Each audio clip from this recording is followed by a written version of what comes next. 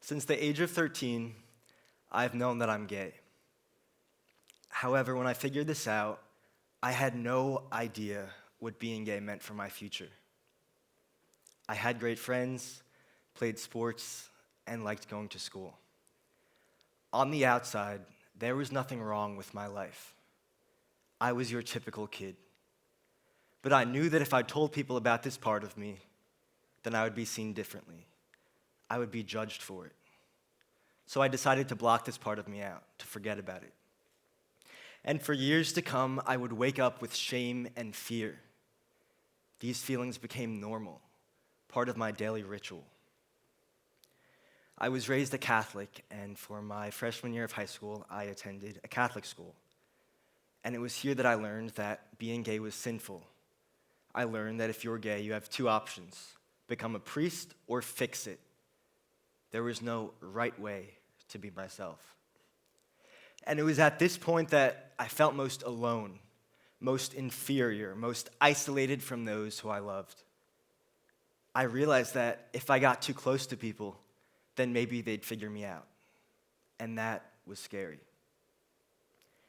Being gay was a bad thing. Ingrained in my head was this idea. I would hear the word everywhere, on sports fields, at school, going out at night.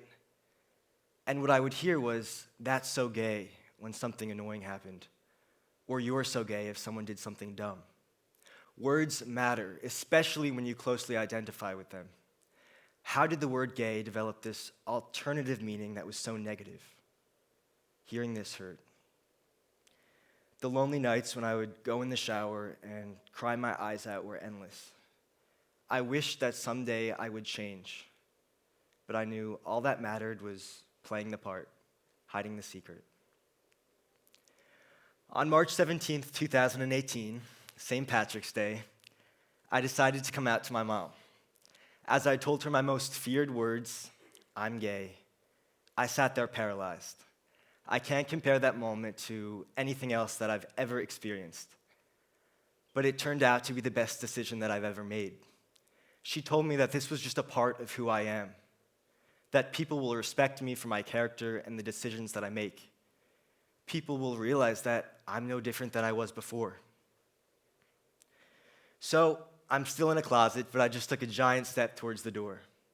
My mom knows that I'm gay, but the rest of the world doesn't. I consider starting to go to some therapy, and in my therapy sessions, I would practice saying "I'm gay" to my therapist. I probably came out to her over 100 times. And for most people, this is the hardest part: coming to terms with yourself, accepting who you are. And it's because you need to relive every time you told yourself that who you are is wrong, relive every time you doubted yourself because you were gay. So, with my mom's support and after going through lots of therapy, I start to consider telling some more people. And with each new person that I told, I started to build up my strength and find my confidence. By no means was this easy, and it was actually very time-consuming. It was like a minimum of 45 minutes each coming out conversation that I had. So I would have coming out Saturdays because I was busy with school and homework during the week. And in the following months, I would get what I called this coming out high, and it was like this rush of adrenaline to tell people about who I am. Kind of feel it in front of all of you today. Just a few months ago, I came out to two people who I would never have imagined coming out to. These two people are both about 90 years old, and they're my grandparents. And growing up, I would always hear that their generation is just too old and too ignorant to understand something like this. So I bought into that idea, and I thought I would quickly mention I'm gay and then change the subject to the weather. My grandma loves talking about the weather. But I never had to do that. My grandparents embraced me and continued to love me unconditionally. They showed me that no matter how old or how different someone may be, love can always win. In fact, later that day at lunch, my grandfather gave grace, and he thanked God for how brave I was to come out.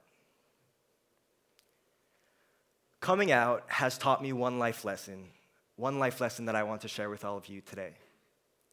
There's no wrong way to be yourself. We all only have one life to live, only one chance to live the life we want.